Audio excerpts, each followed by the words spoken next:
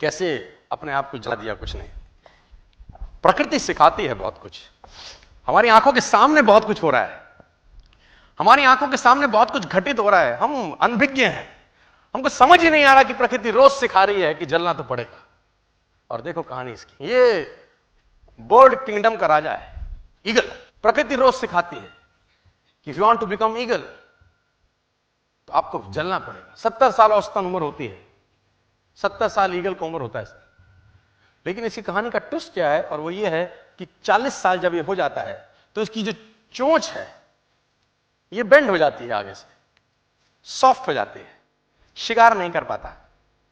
When he reach 40 इसकी चोंच bend हो जाती है, सॉफ्ट हो जाती है, शिकार कर करके शिकार नहीं कर पाता। इसके जो पंख हैं जिससे उड़ता है वो इतने भारी हो जाते हैं कि वो छाती से चिपक जाते हैं, इतने भारी हो जाते हैं कि छाती से चिपक जाते हैं, इसको उड़ने में तकलीफ होती है। इसके जो पैर हैं जिससे झपटा मारता है वो नाखून टेढ़े हो जाते हैं, कर करके 40 साल। अब इसके पास चॉइस है कि 40 साल के बाद मर जाए, क्योंकि उड़ सकता नहीं, शिकार कर नहीं सकता, पंख भारी हो गए, उड़ना दिक्कत, शिकार पकड़ नहीं सकता क्योंकि पैर के नाखून खराब हो गए, और पकड़ भी ले चोंच से उसको मार नहीं सकता। अब इसके पास चॉइस है 40 साल में क्या वो मर जाए। लेकिन मैं आपको बताना चाहूंगा प्रकृति सिखाती है कि ईगल ऐसा नहीं करता। 40 साल की उम्र में ईगल अपने एरिया की सबसे ऊंची चोटी पर चला जाता है और जो चोंच है उसको सामने वाले पत्थर पे मारना चालू करता है।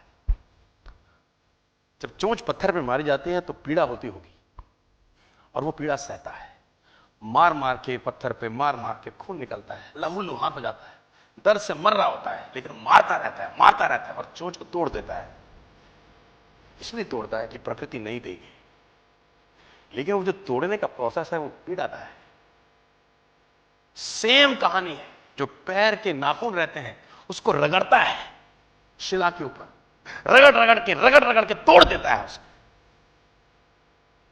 कितना पेनफुल रहता है। लेकिन हर ईगल की जिंदगी में ऐसा दिन आता है 40 साल, जैसे ही चोंच निकलती है कहानी यहां खत्म नहीं होती, नई चोंच आती है, फिर वो उस चोंच से अपने परों को तोड़ता है, अपने जिस्म से अपने ही पर उखाड़ता है, क्योंकि वो पर उसके उड़ने के लायक नहीं रहे। भयंकर पीड़ा होती होगी, भयंकर। लेकिन इस प्रोसेस से हर ईगल गुजरता है, और 40 साल की इस प्रोसेस में 6 महीने के बाद वो एक नया ईगल होके 30 साल और जीता, 30 साल और जीता है। तो आहुति तो देनी पड़ेगी। आज कल परसों चॉइस आपकी है। मैं फिर कहता हूं, आज कंफर्टेबल हो जाएंगे तो जिंदगी अनकंफर्टेबल होगी, आज अनकंफर्टेबल हो जाएंगे तो जिंदगी कंफर्टेबल।